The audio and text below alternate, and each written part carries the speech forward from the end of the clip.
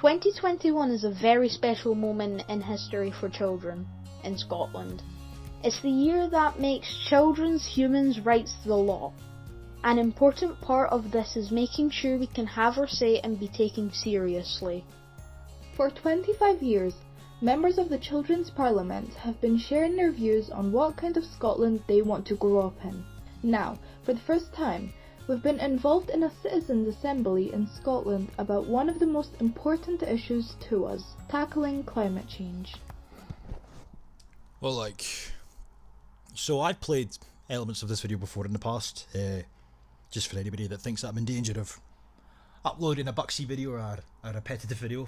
The only reason that I am playing segments of it this time around is because I found a video of John Swinney from the SNP, who, I think it's a recent video in terms of a few months ago, I can't remember off the top of my head, where he's responding to some of the things that the children in this video here talked about, the demands, the recommendations that these children put forth. But interesting to note there that the narrator mentions the fact that the Children's Parliament as an entity in and of itself has existed in Scotland for around about 25 years.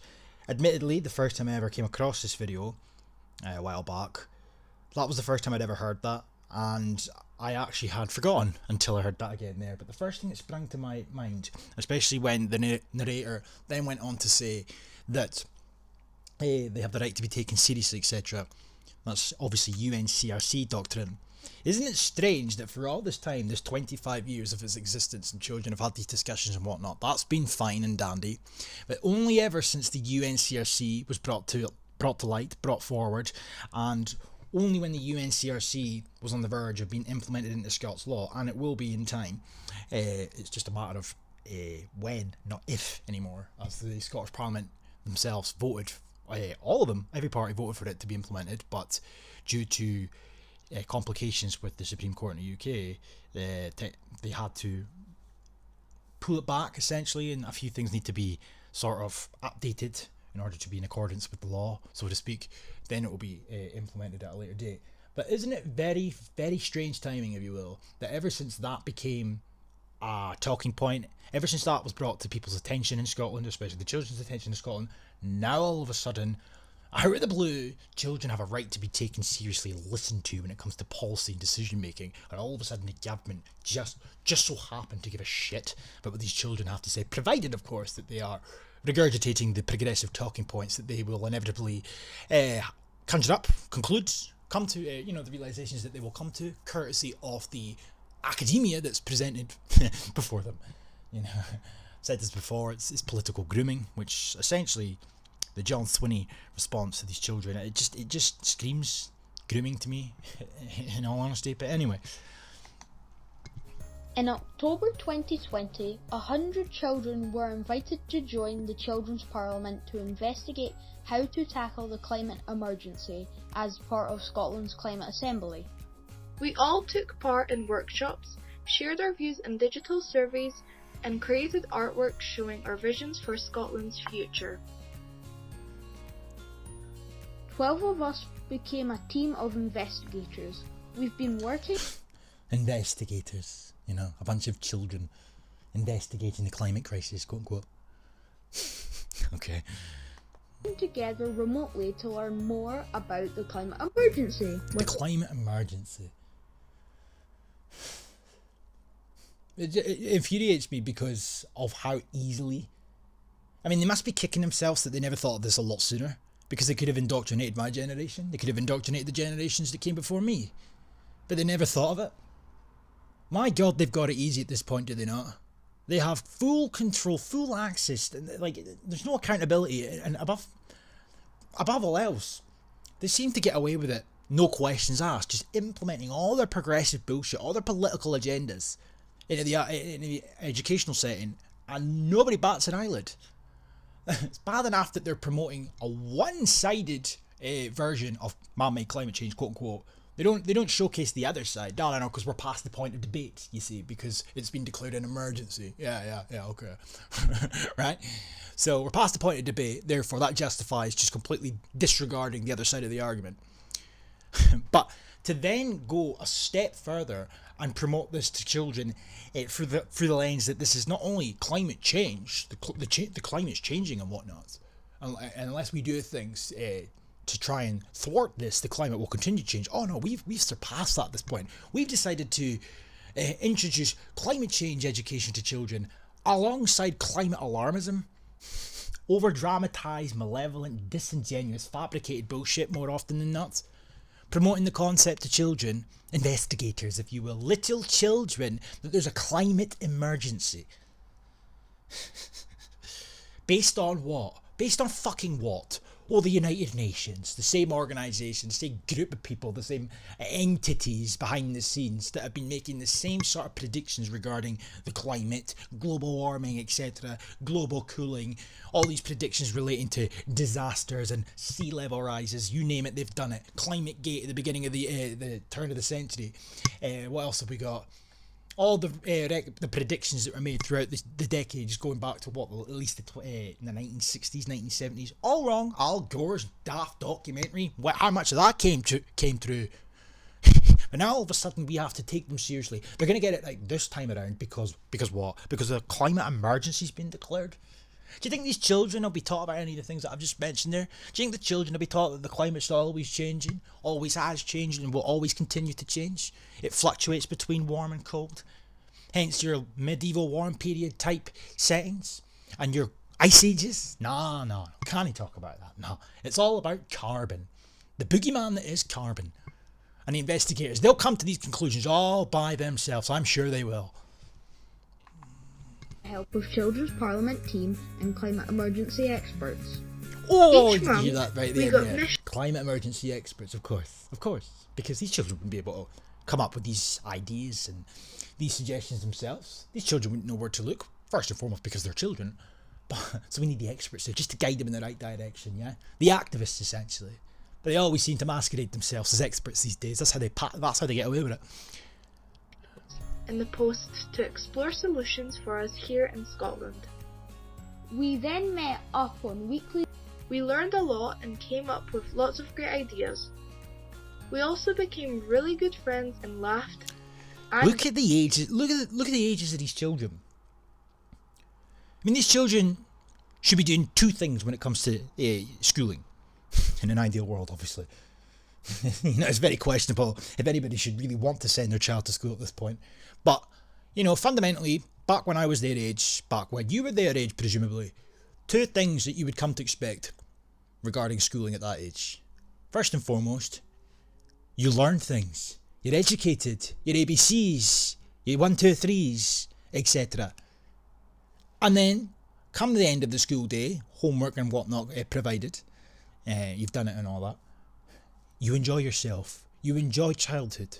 But instead of that, these children, they might be having fun here, obviously, but bear in mind that they are now of the belief that unless imminent action is taken, their future's fucked, because they're learning all about a climate emergency.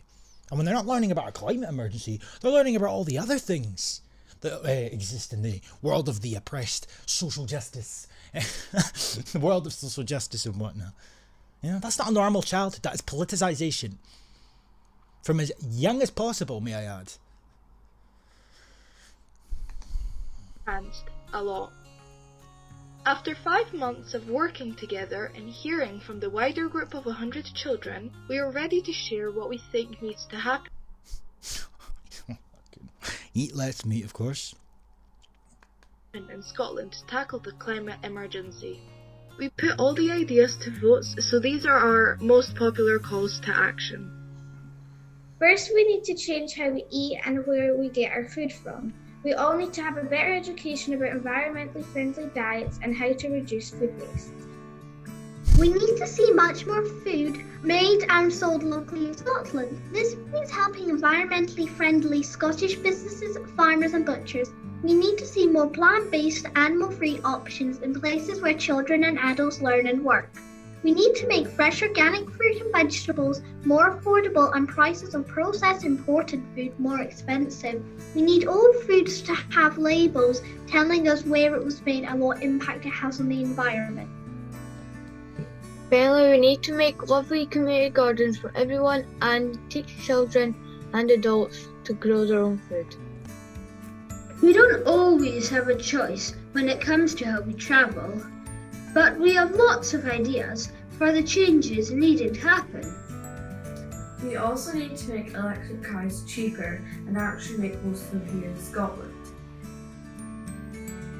We really need to get more people cycling by making safer cycling paths and having sharing bikes in villages, towns and cities. This would make travelling to school better for the environment and easier too. Lots of us love the idea of walking and cycling buses and think these should happen all over Scotland. What we have learned is that we really need to learn about the climate emergency and what we can do. We need to make sure children know what's going on or how to get help if they're feeling worried. Children and adults need to learn. So, I've only highlighted a few points there purely because I find them very suspicious above all else. I mean, there's a plethora of different things that they suggest, and to be fair, I'll give John Swinney the slightest bit of credit going, if you will. They don't exactly accept the majority of the calls to action that these children make in this video here, but the point is when you listen to how he addresses these children, and it's essentially encouraging them to continue to delve into the world of the climate emergency. But that final point there that those children concluded on is the quote-unquote chef's kiss, if you will. That is exactly what these politicians, in this instance the SNP, would want these children to come away with when they first introduced this bullshit to them in the first place. In the schooling setting, that's exactly what they want them to come away with. Oh, more needs to be done to educate other children, essentially harkening back to the idea of more, a climate-friendly education. But the other 2 points as well that were raised in some capacity was less meat consumption, less dairy, and then talking about other methods of travel instead of using your car or being driven about if you're under the age to have a car. We need to sort of move away from the concept of driving about. So already they're being taught by the experts, nudge, nudge, wink, wink, to buy into the notion that, driving about in a car is bad for the environment, So they're normalising that from a very young age for children. And they're also planting the idea in these children's head that they should stop eating meat, or at the very bare minimum, they should reduce their consumption of meat and dairy. And I find that very strange because it all very conveniently seems to tie in with the latest United Nations report, or their lackeys anyway. 3,000 plus page reports, but there's multiple articles out there that kind of break down or simplify the main 5 points to take away from it all. And in this article, knowing my luck, it won't have what I'm looking for, but it should do.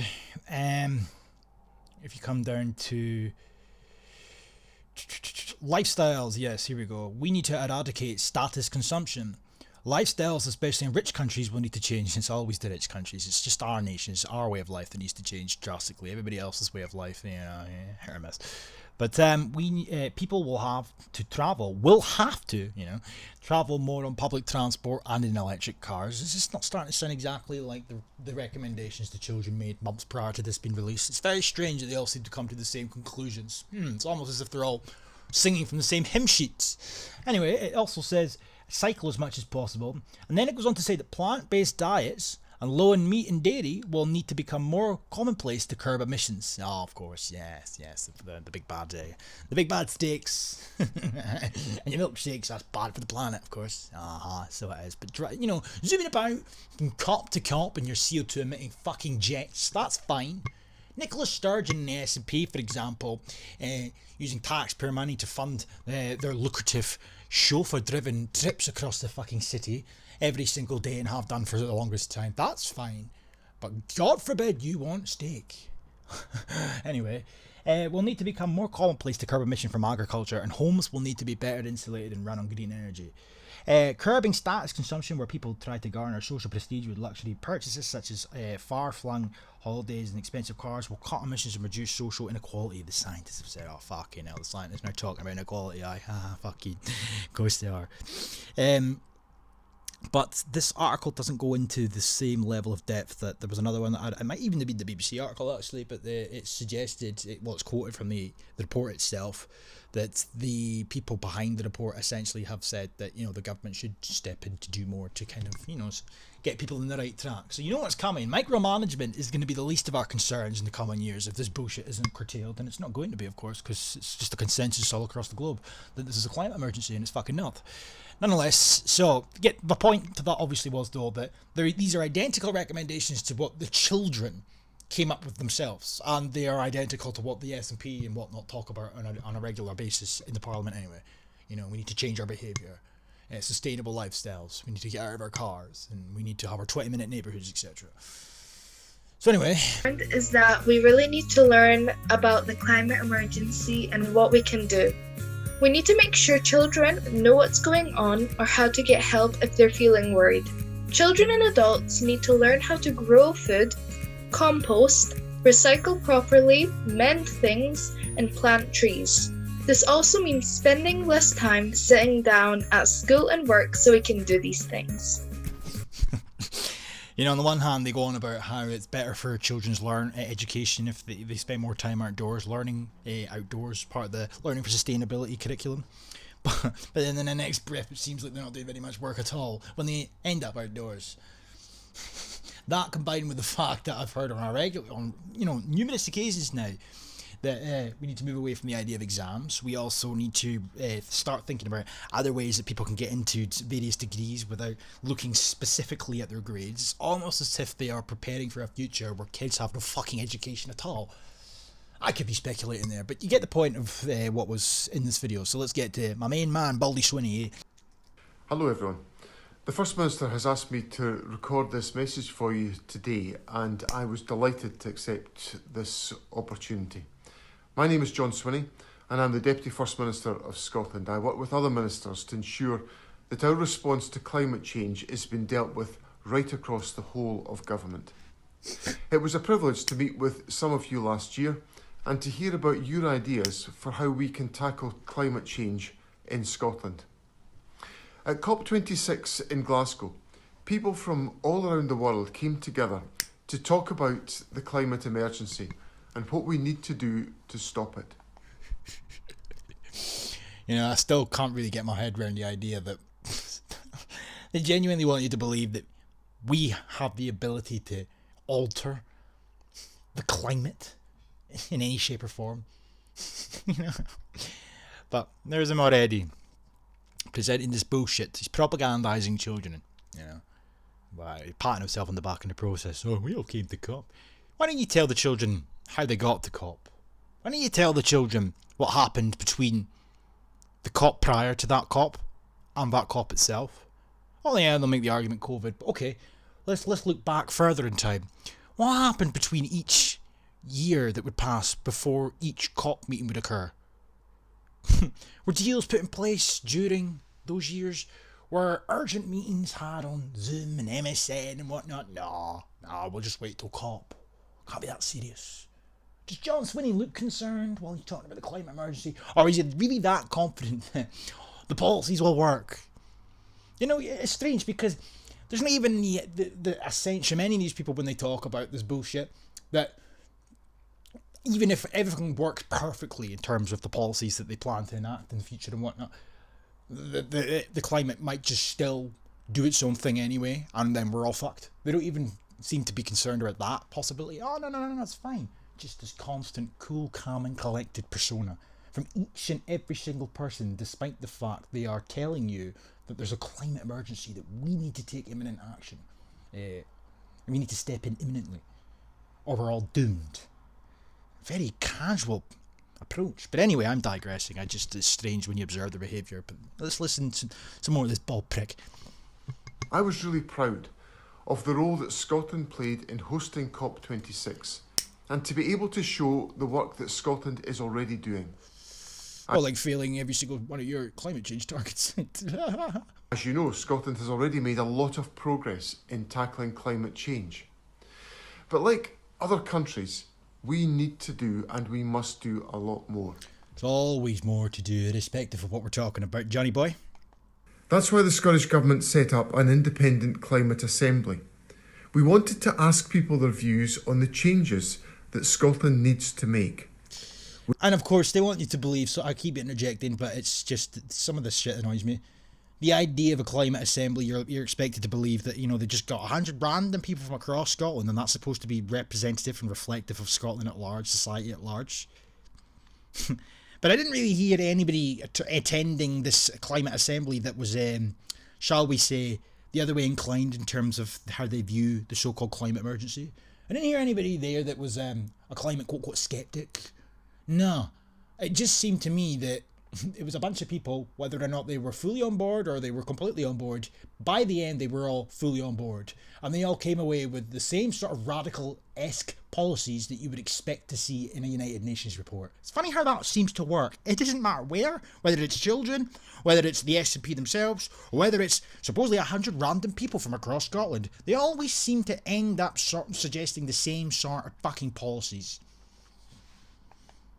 We also wanted children and young people to take part in that process. Of course you did, Johnny boy. That's why our Climate Assembly worked with the Children's Parliament to make sure that children and young people could have their say in this vital issue. In total, more than 100 of you from across Scotland took part in the different workshops and surveys that were held as part of this process. I know it wasn't always easy doing that online, particularly during the period of lockdown. So I want to say a very big thank you to all of you for all that you contributed to this process. I'm particularly grateful to the members of the investigator team and their mascots, Brochen the Hedgehog. The investigators did a great job of exploring in detail the ideas everyone put forward. And I know the investigators, of course, were the children I had up on screen earlier on in the previous video. Investigators. They're children. Pretty sure if you tried hard enough and you acted well enough, you could probably convince them that the Transformers could be called upon to fly down and save the fucking Earth for the Avengers. I don't know, Postman Pat and the gang. I don't know. They're children at the end of the day. Naive. They have brains like sponges, according to one of the LGBT activists from LGBT Youth Scotland. Right for the picking, essentially. But there he is, blowing the metaphorical smoke up their arses again, patting them in the back, encouraging them and whatnot. the Assembly members and experts were really impressed by your contribution. The calls to action that you've helped to produce are fantastic. They're clear, they're smart, and they're imaginative. They show just how much you've learned about this issue and how much you care about tackling this major problem. How much you care. You hearing this shit? You know? Whether that's derived from fear or whether that's derived from what the experts are providing for them to look through. The point remains the same, that they're encouraged, that they end up being inundated with it, and because of their ages, they end up feeling like the future is hanging in the balance. So whether they end up committing to it out of fear, or whether it's because they're empowered via their UNCRC literature lessons, where they're learning all about the right to be taken seriously and all the rest of it, they obtain this idea that the government and politicians, etc., policymakers, have to listen to what they have to say. Their opinion matters. But their opinion was created specific, or generated even, manufactured on the back of the bullshit that they're being presented with, provided to look through, as a team of investigators in this instance. You know? And then, when it's all said and done, the likes of John Swinney, but not limited to, will come out and say that, oh, it's very clear how much you care. Oh, I'm proud. Oh, this is wonderful. This is marvellous. You know? They wouldn't give a shit had you not subjected them to it in the first place. And they'd be none the wiser had you not declared a climate emergency to begin with. And that goes for most of us as it goes. So congratulations to all of you. The Scottish Government has now set out our response to the ideas that you and the Assembly have come up with. It would take me too long to talk about all of the things that it includes, but but I do want to focus on a few important things we're doing based on your ideas. For example, you told us we should make it easier for people to change their diet and to understand where their food comes from. So we're now looking at the idea of labelling foods to help people know if they're good for the environment. We will also support the Dandelion School Growing Project. 100,000 children and young people will take part in the project, and it will allow them to experiment with different ways of growing crops. Another of your calls to action focused on travel. You said that we needed to make it easier for people to travel in ways which cause less pollution. So the government is now testing plans to give free bikes to school children who can't afford one. And we are making it free for young people to travel on buses.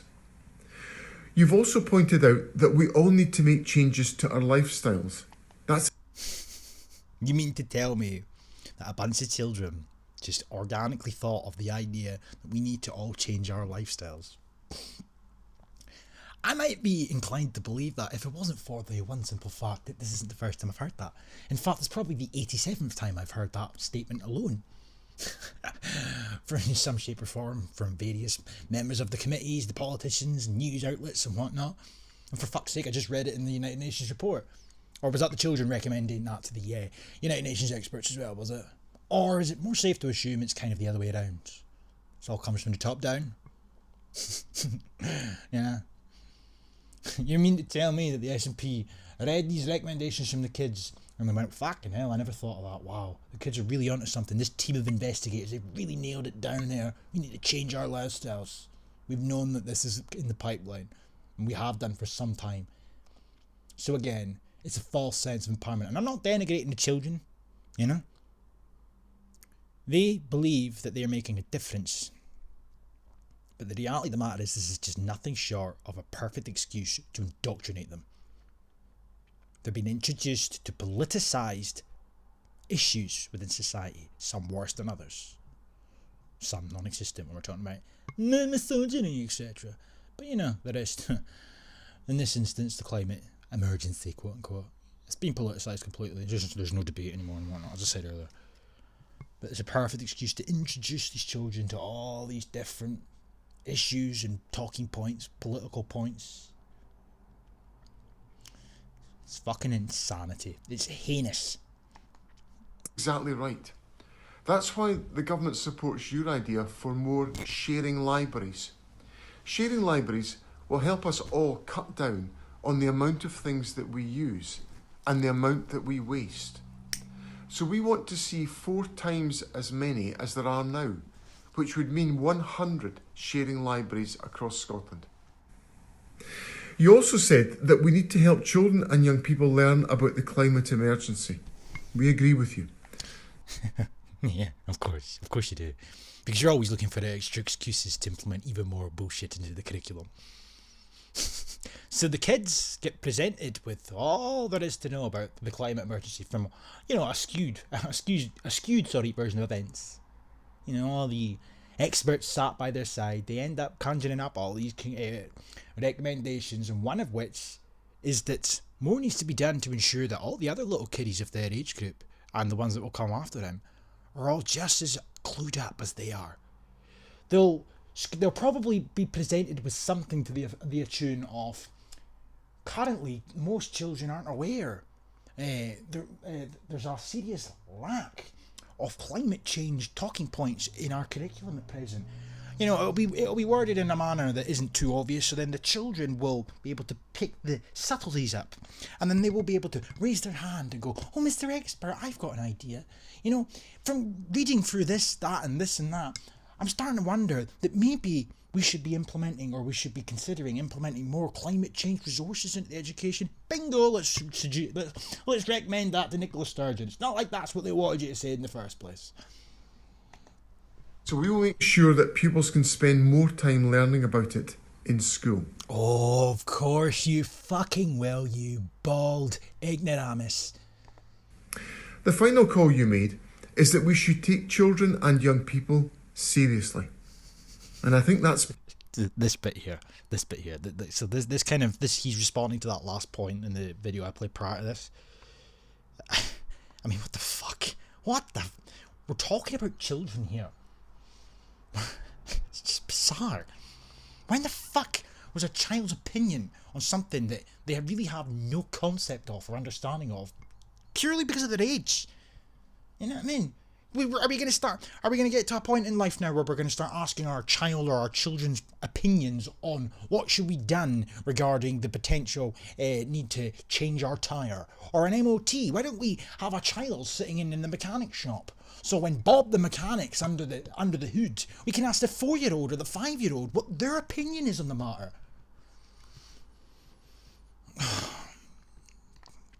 The reality of the matter is that they're prepared to sit and listen all day long to what the children have to say, provided they are reiterating what they are being essentially groomed to say. They would have no interest in listening to these children if they were clueless on these subjects, these talking points, but they're quite prepared to sit and listen and pretend they give a fuck, because they know damn well that every single thing that the children will inevitably say or suggest or call for, etc., will be things that they were taught. The final call you made is that we should take children and young people seriously. And I think that's particularly important on this issue. Oh, is that right, John? After all, climate change will affect you all the most. You've made that clear in your report. So it's only fair that people of your age are able to have your say in decisions about the future. Of course, children and young people are also really good at coming up with ideas, so we need to make sure that your ideas are heard and put into practice. That's why we'll be asking children and young people to help draw up plans to make Scotland a fairer and a greener country. And it's why I'm so pleased that all of you played a part in Scotland's Climate Assembly. Your calls to action are already making a difference, and they will keep on helping the government to make the right decisions in the future about climate change. So thank you all once again for the fantastic effort that you've put in from me, from the First Minister, and from the whole of the Scottish Government. I hope that you all enjoyed taking part in this process. I hope you've learned a lot and are proud of what you have achieved. And I hope that you'll continue to be leaders in helping us to tackle the climate emergency in your communities, in your lives.